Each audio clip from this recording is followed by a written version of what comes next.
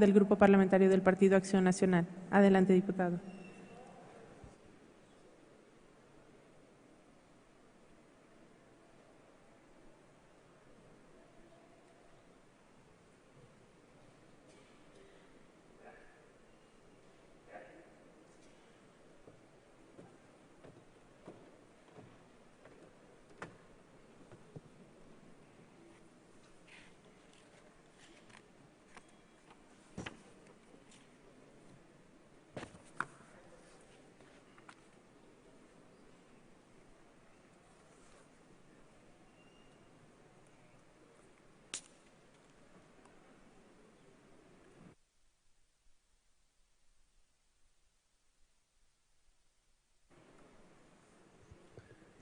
Con su venia, Presidenta. Ciudadana Secretaria, sea usted bienvenido. Le manifiesto a nombre propio del Grupo Parlamentario de Acción Nacional nuestra consideración y respeto. Le doy la bienvenida al resto de funcionarios del Gobierno de la ciudad que le acompañan. La evaluación del día de hoy no es de las políticas públicas del Gobierno capitalino, sino de la capacidad de los distintos funcionarios locales para traducirlas en hechos, y el panorama es, por decirlo menos, desalentador. En primer término, reconozco que se haya mandado en tiempo el informe, mas no en forma, pues carece del anexo estadístico que solía acompañar los informes de finanzas desde 1994, el cual es esencial para una comparecencia como esta en el marco de las declaraciones del secretario de Hacienda el día de ayer, donde nos pide a los mexicanos prepararnos para la recesión económica que se nos viene. Exhibo cómo los informes anteriores de los secretarios de Finanzas contemplaban un anexo estadístico. No en balde llevamos 2 recortes de pronósticos de crecimiento económico por parte de la Secretaría de Hacienda y uno del Banco de México, donde difícilmente se alcanzará el 0.5% de crecimiento este año. La única esperanza para la actividad económica es el gasto del gobierno capitalino, para paliar las consecuencias del fracaso económico del gobierno federal y el subejercicio de 232.100 millones de pesos al mes de agosto. En su informe resalta en la página 36, bajo el título Austeridad y Buen Gobierno, la eliminación de 172 plazas de estructura. Sin embargo, los números arrojan otra realidad. El capítulo de servicios personales, después de todos esos ajustes y discursos rimbombantes, representó el primer semestre 1.063 millones de pesos más que en 2018, al pasar a 35.302 millones de pesos contra 34.239. Exhibo las impresiones de los informes trimestrales que soportan el dicho. Por ello le pregunto, ¿cómo explica el incremento del gasto en servicios personales a la luz del discurso de austeridad republicana? Según una investigación de Mexicanos contra la Corrupción y la Impunidad con datos de Compranet, el 74% de los contratos se han otorgado por adjudicación directa en el gobierno del señor López Obrador. A ese respecto quiero destacar que en la página 42 del informe usted señala, y cito, en años previos las compras públicas se hacían mediante procedimientos opacos con altos riesgos de corrupción y sobreprecios de hasta 30%. Se generaban compras deficientes y a precios altos. El método tradicional para adjudicar era la adjudicación directa, que se aplicaba hasta en 80% de los contratos, pese a ser una alternativa de excepción. Por ello le pregunto, ¿se ha dado visto al órgano interno de control sobre esas adquisiciones con sobreprecios? Y si así fue el caso, ¿podría señalar los montos y cuáles fueron los que se turnaban ante el órgano interno de control, aprovechando que está aquí el titular de la dependencia encargada de revisar eso? ¿Y qué opinión le merece el 74% de los contratos adjudicados de manera directa por el actual gobierno federal a la luz de lo que usted establece en su propio informe respecto de ese tipo de forma de ejercicio del gasto? A propósito del gobierno federal, observamos una reducción de 48% en los ingresos para la ciudad por convenios con la Federación en el primer semestre comparado con el año anterior por 5.024 millones de pesos, como expuso el diputado von Roerich en esta tribuna en días recientes. Quisiéramos conocer sus impresiones y las razones que explican esta reducción en los ingresos y conocer su opinión respecto de la iniciativa del PAN en ese respecto también con la Federación sobre el rescate de la figura del Fondo de Capitalidad en beneficio de las finanzas de la ciudad.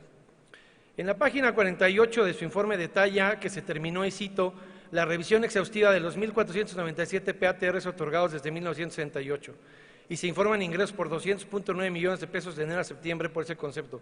Por ello le pregunto, ¿por qué no ha remitido a este Congreso la información completa que sobre esa materia se le requirió a través de la Jucopo desde diciembre de 2018 en la pregunta parlamentaria de la glosa del año anterior?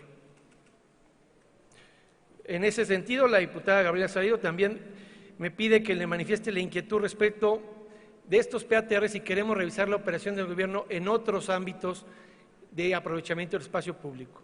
Estando presente el secretario de Movilidad, sería muy bueno conocer el fundamento jurídico, si es que todavía es el artículo 298 del Código Fiscal, para la contraprestación del esquema de las bicicletas sin anclaje, toda vez que no existe el PATR y al no existir el permiso no existe la contraprestación y podría tratarse de un nuevo impuesto o derecho a la luz de lo que usted ha señalado que no existe en la actual administración. Ojalá y lo pueda aclarar ante todos hoy mismo, porque no hemos tenido esa información oportunamente.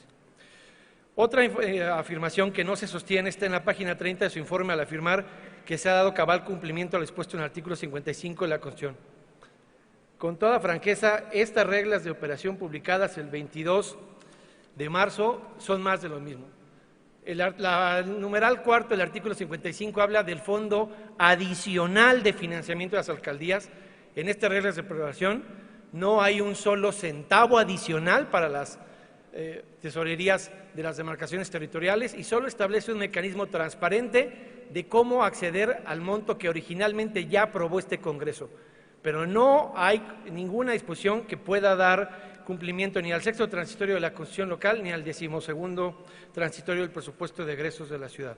Sobre eso se referirá después mi compañera la diputada América Rangel. En cuanto al gasto neto aplicado en los primeros 6 meses, tuvo un subejercicio de 36.732 millones de pesos, al solo gastar 77.531 de 114.263, es decir, menos del 70%. Este gasto programable asociado al cumplimiento y objetivos de metas en el programa representó solo el 65% de lo previsto, al solo ejercer 71.111 de 106.860, tal y como consigna el informe trimestral. En la página 25 el informe señala, y cito, la Secretaría ha diseñado un presupuesto que apuesta por invertir y no solo a gastar para beneficio de todas y todos. Sin embargo, el gasto de capital disminuyó de 13.308 millones de pesos ejercidos en 2018 a 7.558 este año. Es decir, es otra afirmación que no se sostiene. El comparativo de gasto de capital ejercido entre el año anterior y el corriente es el siguiente. Gasto de capital de 13.308 a 7.558. Inversión física de 10.612 a 6.653. Bienes muebles y inmuebles de 569.5 a 450.5. Inversión pública de 10.043.3 a 6.202. Inversiones financieras de 2.585 a 905. En cuanto al gasto de capital o inversión en su presentación señala, y cito, llegamos a cabo una inversión pública sin precedentes por 40.000 millones de pesos para 2019, apostando por una visión de largo plazo en lugar de una rentabilidad política inmediata. Sin embargo, existen otros datos que reflejan que esa afirmación no se sostiene. El gasto de capital aprobado en 2018, según el informe trimestral, fue de 47.715, es decir, superior al que ustedes señalan como histórico en su informe. Más allá, si nos vamos a la propia cuenta pública, cerró en 48.363, incluso por encima de los 47.715 originalmente presupuestados como gasto de capital. Sobre las cifras, más allá de su supuesta relevancia histórica, hay mucho que lamentar. Y quizá por ello no se presentó el anexo estadístico ni los avances físicos en los informes trimestrales, con lo que se vuelve imposible fiscalizar las metas programáticas al solo enviar información de avance financiero. Esto sucedía anteriormente y traigo a esta tribuna una muestra de cómo se presentaban los avances trimestrales en el gobierno del señor López Obrador cuando encabezó la ciudad entre 2000 y 2006. Es una lástima que ahora no se incorpore el avance físico en los informes trimestrales y, por supuesto, no está en su informe al no contener un anexo estadístico. Lo único que sabemos es que solo han podido ejercer 7.558 millones de pesos de los 21.340 programados. Es decir, que el gasto de inversión en avance tiene solo el 35.4%, mientras que el gasto corriente el doble, 74.2%, con base en lo señalado en el informe trimestral. Secretaria, ¿cómo explica tan raquítico avance en el gasto proveniente de los impuestos que ya le fueron arrebatados a los contribuyentes y a los cuales este Congreso ya les autorizó un destino específico? Ante la imposibilidad de poder evaluar el avance físico por la opacidad de ocultar dicha información en los informes trimestrales, solo podemos evaluar el avance financiero y no hay nada que presumir. El magro avance financiero en el gasto programable del sector público presupuestario fue de 31% al cierre del primer semestre con respecto al monto anual. Destacan por su mal desempeño El órgano regulador de transporte con un avance al primer semestre del 0.7%, con tan solo 23 millones de pesos ejercidos de 3.199. El Instituto de la Juventud con 9.8% de avance. La Secretaría de Educación con 10.8%. La Secretaría de Obras y Servicios con 15.3%. La Secretaría del Trabajo con 21.5%. La Secretaría de Movilidad con 23.4%. Y el Sistema de Transporte Colectivo con 26.8%. Si bien el gasto de sus unidades responsables de gasto no es responsabilidad directa suya, pues se trata de competencia propia de esos funcionarios en otras áreas, ¿qué garantía tenemos de que las metas que se nos han venido ocultando habrán de alcanzarse? Y es debido a estos resultados que no se representan o informan los avances físicos en los informes trimestrales. Por sus respuestas de antemano, muchas gracias y ojalá los impuestos de los capitalinos no se queden en la olla del subejercicio en el que viven hoy día. La ciudad no lo merece y los contribuyentes tampoco. Por sus respuestas, muchas gracias. Gracias, diputado.